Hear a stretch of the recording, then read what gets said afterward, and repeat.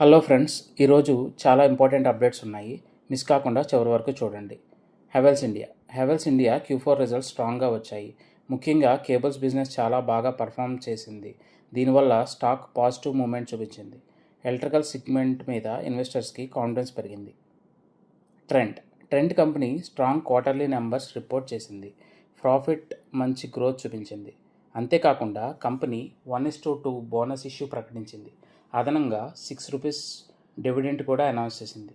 దీంతో స్టాక్పై మంచి అటెన్షన్ వచ్చింది.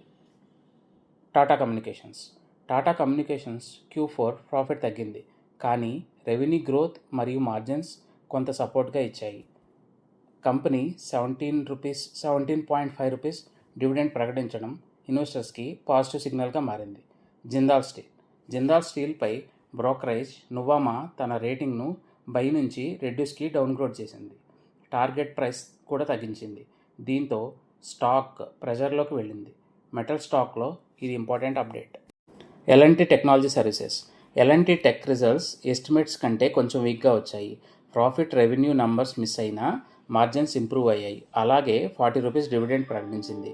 మిక్స్డ్ రిజల్ట్స్ అయినా డివిడెండ్ వల్ల ఇంట్రెస్ట్ వచ్చింది.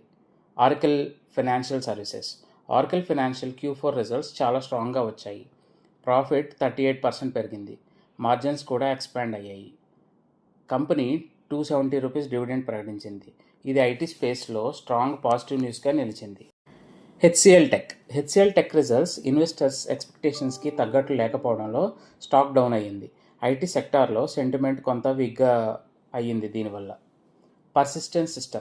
పర్సిస్టెంట్ సిస్టమ్స్ రిజల్ట్స్ కొంచెం వీక్గా ఉండడంతో స్టాక్ ఫాల్ అయ్యింది. గ్రోత్ నెంబర్స్పై ఇన్వెస్టర్స్కి కొంత కాషియస్గా ఉన్నారు. సన్టెక్ రియాల్టీ సెక్టర్ నుంచి Sunteck Realty strong Q4 results report చేసింది. దీంతో స్టాక్ షార్ప్గా ర్యాలీ అయింది. రియల్ ఎస్టేట్ స్టాక్స్ మళ్ళీ ఫోకస్లోకి వచ్చాయి. ట్రాన్స్ఫార్మర్స్ అండ్ రెక్టిఫైయర్స్ ఈ స్టాక్ మార్జిన్స్ తగ్గడంతో హెవీ సెల్లింగ్ ప్రెషర్ చూసింది. స్ట్రాంగ్ ఎక్స్పెక్టేషన్స్ ఉన్న మార్జిన్స్ డ్రాప్ వల్ల స్టాక్ పడిపోయింది. ABP India stock strong global signals వల్ల 6% వరకు పెరిగింది. క్యాపిటల్ గూడ్స్ సెక్టార్లో ఇది స్ట్రాంగ్ మొమెంటం చూపించింది. టెక్ మహీంద్రా రిజల్ట్స్ స్టేబుల్గా ఉండడంతో స్టాక్ లోస్ నుంచి రికవర్ అయింది. ఐటీ సెక్టార్లో సెలెక్టివ్ బయింగ్ కనిపించింది. Coal India subsidiary margins and profit తగ్గడంతో స్టాక్ ఫాల్ అయింది. PSU స్టాక్లో ఇది నెగిటివ్గా కన్సిడర్ చేశారు.